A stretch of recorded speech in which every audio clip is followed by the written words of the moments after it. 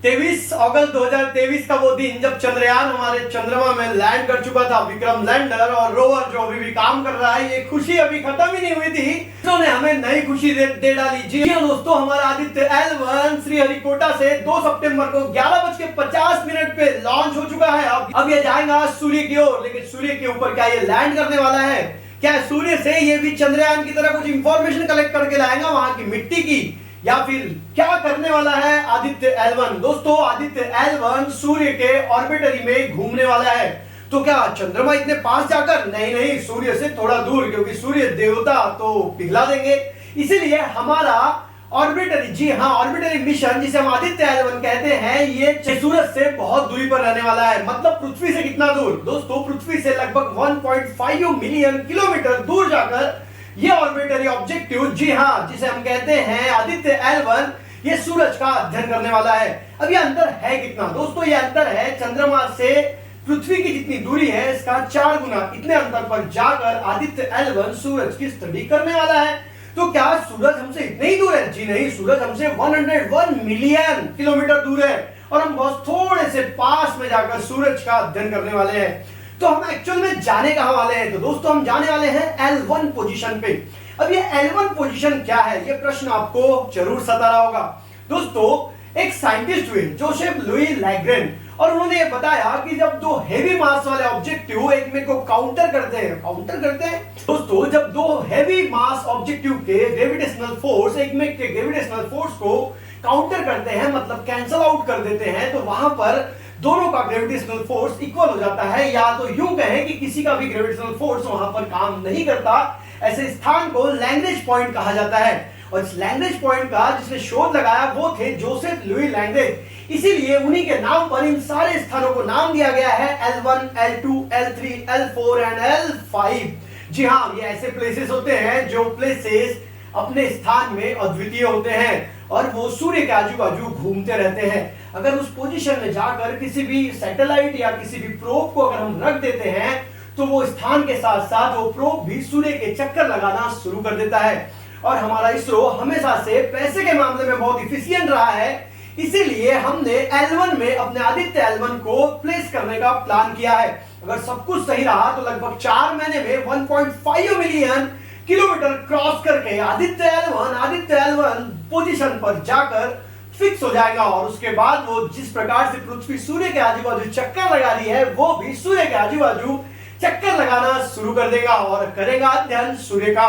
अब प्रश्न ये बनता है, क्या सिर्फ L1 पे ऑर्बिटरी ऑब्जेक्टिव भेजने वाला भारत पहला देश है? जी नहीं, इसके पहले ESA, यूरोपियन स्पेस एजेंसी, जी हाँ, जर्मनी, फ्रांस, इंग्लैंड, इन देशों ने अपना एक ऑब्जर्वेटरी, जी हाँ, अपना एक इंस्ट्रूमेंट, अपना एक प्रोब L1 के स्थान पर भेजा हुआ है, जो सूर्य के ऑर्बिट में चक्कर लगा रहा है। तो क्या L1 से आगे आज तक कोई गया है? जी हाँ, L1 से भी आगे, L1 पोजीशन से भी आगे गया है नासा का सोलर प्रोब पार्कर, जी हाँ, जो कि सूर्य की किरणों से बचता हुआ सूर्य का अध्ययन कर रहा है। तो पार्कर सूर्य के क्या बहुत पास गया है? जी हाँ दोस्तों, सूर्य से लगभग 8.5 मिलियन किलोमीटर की दूरी पर पार्कर ऑर्बिटल में घूमकर सूर्य का अध्ययन कर रहा है। अब आपको प्रश्न पड़ना चाहिए, तो सर वो तो जल जाना चाहिए था, लेकिन उसे इस तरीके से बनाया गया है जो उसको जलने से बचाता है।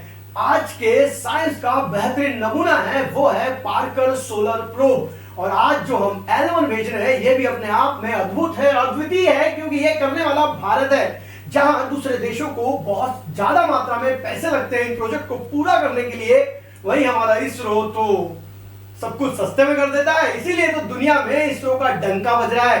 दोस्तों, आदित्य L1 पोजीशन पे पहुंचने के बाद सूर्य के कोरोना की स्टडी करेंगे। अब ये कोरोना क्या है? जी हाँ, कोरोना वो कोरोना नहीं जो हमें बीमारी हुई थी। दोस्तों, जब सूर्य ग्रहण होता है तो सूर्य ग्रहण के बाहर हमें एक रिंग दिखती है, एग्जैक्टली वही रिंग है सूर्य का आउटर कोर, जी हाँ, सूर्य की लास्ट की बाउंड्री, उसी को हम कोरोना कहते हैं। सूर्य का कोरोना, जहां पर टेम्परेचर होता है 5,500 से 6,000 डिग्री सेल्सियस, जो कि बहुत ज्यादा होता है। तो क्या कोरोना से भी ज्यादा टेम्परेचर सेंटर में होता है? दोस्तों, एक बात बहुत अद्भुत है सूर्य के इसमें, कि जहां सेंटर पे ज्यादा टेम्परेचर होना चाहिए, वहीं कोरोना पे ज्यादा टेम्परेचर है। जबकि जहां से टेम्परेचर तैयार हो रहा है, वहां से जब हम दूर जाते हैं तो टेम्परेचर कम होना चाहिए। लेकिन सूर्य के साथ अलग सा बिहेवियर क्यों है ये किसी के भी सोच से परे है। इन सारी बातों का अध्ययन करने के लिए हमने आदित्य L1 को L1 पोजीशन पे शिफ्ट करने का प्लान बनाया है। हम सूरज के अलग अलग लेयर का अध्ययन करने वाले हैं। जिस प्रकार से हम जब अर्थ के बारे में बात करते हैं तो crust, mental and core, 3 part of earth, exactly same हमें सूर्य के भी क्रस्ट, मेंटल और कोर का अध्ययन करना है। तो एक्चुअल में सूर्य के अंदर किस प्रकार से स्थिति है, किस प्रकार से लेयर बनी हुई है, इन सारी बातों का अध्ययन हमारा आदित्य L1 करने वाला है। क्या सिर्फ वो यही करने वाला है? जी नहीं, साथ ही साथ हमारा आदित्य L1 सोलर स्टॉर्म को भी स्टडी करेगा। हमारे आदित्य L1 पे 7 पेलोड लगे हुए हैं, जिसमें से 4 पेलोड सूर्य का अध्ययन करेंगे और 3 पेलोड L1 पोजीशन का अध्ययन करेंगे। दोस्तों, आपको ये जानकर हैरानी होगी कि सूर्य से भी गर्म हवाएं निकलती है, जिसे हम सोलर स्टॉर्म कहते हैं। अब आप कहेंगे सर सूर्य में हवा कैसी? दोस्तों, सूर्य में 2 हाइड्रोजन के अणु मिलकर एक हीलियम का अणु तैयार करते हैं और बहुत बड़ी मात्रा में एनर्जी निर्माण होती है और यही एनर्जी सूर्य में दिन रात तैयार होती रहती है। तो लेकिन सूर्य के ग्रेविटेशनल फोर्स के कारण ये सारे के सारे टेम्परेचर के प्लाज्मा तंतु वहीं पर जमे हुए रहते हैं, लेकिन कभी कभी ये अपने कोरोना को छोड़कर बाहर आ जाते हैं और उसी को हम कहते हैं सोलर स्टॉर्म। और इन सोलर स्टॉर्म का हमारे प्लैनेट्स पे, जी हाँ, हमारे सौर प्लैनेट के 8 प्लैनेट पे क्या परिणाम होता है, इसको भी हम L1 के द्वारा स्टडी कर पाएंगे। और साथ ही साथ सोलर स्टॉर्म आने के पहले ही हम प्रेडिक्ट कर पाएंगे कि सोलर स्टॉर्म कब आने वाले हैं। इन सारी बातों का अध्ययन हमारा आदित्य L1 करने वाला है। अब बात आती है तो क्या सिर्फ L1 पे ही सिर्फ ऑब्जेक्टिव भेजा गया है या अलग अलग L2, L3, L4, L5 पे भी भेजा गया है?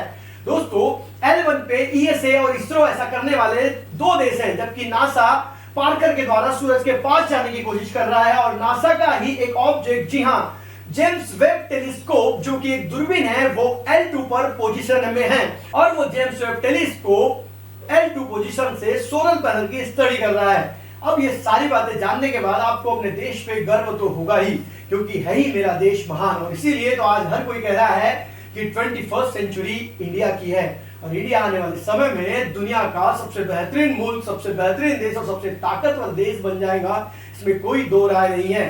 भारत के इतिहास में भारत का साइंस महान था, उसी प्रकार आज प्रेजेंट में भी भारत फिर से अपने उसी पोजीशन को पाने के लिए आगे बढ़ रहा है। अगर आपको भी ये वीडियो अच्छी लगी है तो वीडियो को लाइक करें और चैनल को सब्सक्राइब करें। मिलेंगे अगले वीडियो में, तब तक के लिए अलविदा, जय हिंद, वंदे मातरम।